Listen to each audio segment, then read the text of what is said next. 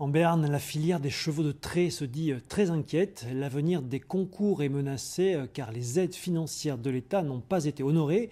Ces concours, une quinzaine chaque année en Béarn, sont pourtant essentiels pour valoriser différentes races. À Port-de-Castet, Jean Poustis, Marc Lasbarrer. On y va au trot. Allez. Des concours de chevaux de trait. 18 foulées. André Paris en organise depuis 20 ans. 21,58. Tu repars là, correctement. Mais cette année, l'éleveur est en colère. Sa filière n'a pas reçu l'aide du ministère de l'Agriculture permettant de les financer. Matériellement, si on n'a pas de subside, ça va être très difficile de faire venir les juges. L'année dernière, j'ai allé pour 8 500 € de frais de concours. Et donc j'ai eu une enveloppe après de 6 500 €. Sans les aides de l'État, ces concours pourraient disparaître. Et pourtant, ils sont essentiels à la valorisation de ces chevaux.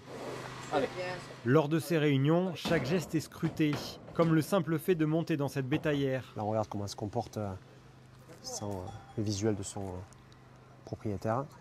Mathieu Genebesse est juge.